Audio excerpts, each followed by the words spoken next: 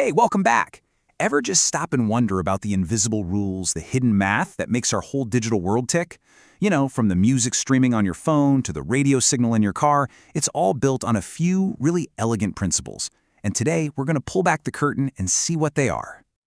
Really think about that for a second. Right now, wherever you are, the air is just flooded with signals. Wi-Fi, radio, TV, cell phones, it's a chaotic mess of information. So how on earth does your phone or your car radio manage to pluck just one of those signals out of the air, perfectly clean and clear? The answer is, well, it's actually kind of beautiful. It all kicks off with this really fundamental idea about how frequencies work. For our purposes, let's just call it the tuning fork principle. Now, the fancy term for this is orthogonality. I know it sounds a little intimidating, but the tuning fork idea makes it super simple. Picture a room filled with tuning forks of all different notes. If you walk in and strike a fork that's tuned to middle C, what happens? Only the other middle C forks will start to hum along.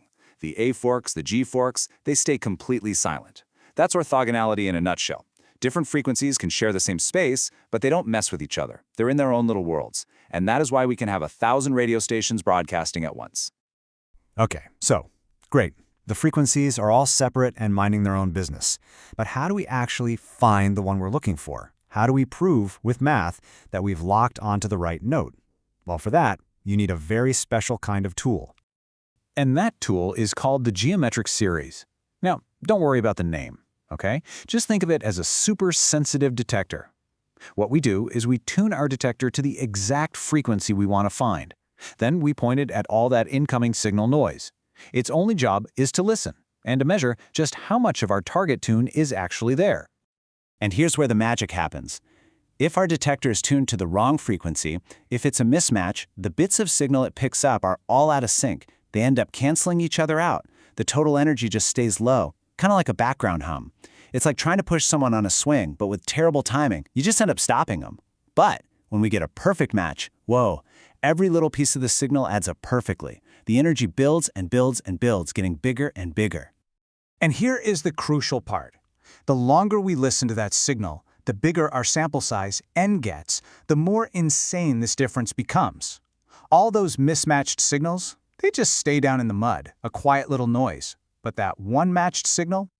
It creates this, a massive, undeniable, can't miss it spike in energy. In that whole world of noise, that spike is the proof. It's the flare in the dark. It's our middle C tuning fork vibrating like crazy. That's it. We found our radio station. But wait, that whole perfect system describes a smooth, continuous analog world. And we don't really live there anymore, do we? Our world is digital. We don't listen continuously. We take millions of tiny little snapshots or samples. And when you make that jump from continuous to discrete, a brand new, kind of weird rule just appears out of nowhere. It's called 2-pi periodicity. And what it means is that the very act of taking those digital snapshots actually creates copies or echoes of the frequency information. You can think of it like standing between two mirrors and seeing infinite reflections of yourself stretching out forever. This digital wraparound isn't a mistake or a bug. It's just a fundamental consequence of how digital systems see the world. Okay, so this is where our story gets its big climax. We had these clean, separate tuning forks, but now they all have these weird digital echoes. So what happens when those echoes start to get a little too close to each other? So the main thing to hold in your head is this. Every single time we sample a signal, we're not just getting the original. We are, whether we like it or not, creating all these repeating ghost copies.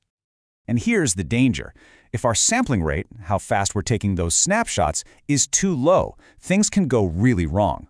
The spectral copy, the echo of one signal, can land right on top of the original of another signal. And just like that, our perfect, clean separation is completely destroyed. The once distinct frequencies just bleed into each other. This disaster has a name. It's called aliasing, and it is literally when wraparound causes two tunes to sound like one. Two completely different notes suddenly become indistinguishable to our digital system. Our perfect middle C now looks and sounds exactly like a G sharp. And that right there is the secret origin story of so many of the digital glitches and artifacts we see and hear every day. All right, let's take a quick breath and tie this whole symphony of ideas together, because it really is one complete story. So here's the whole journey. We start in this perfect world, thanks to orthogonality, our tuning fork principle that keeps every signal clean and separate. To find the one we want and all of that noise, we use our math tool, the geometric series, to hunt for that one giant energy spike. But the moment we go digital, sampling creates the digital wraparound, producing copies of everything. And that sets up the final trap. If we sample too slowly, those copies cause aliasing, where our perfectly separate tunes collide and become a confusing mess. It's a perfect chain of cause and effect. So there you have it. From clean separation to digital confusion, it's all just math. It makes you wonder, doesn't it? The next time you hear a weird buzz in a recording or see a strange pattern in a digital photo, you can ask yourself, is that really a glitch? Or is it just some elegant math hiding in plain sight? Thanks for watching.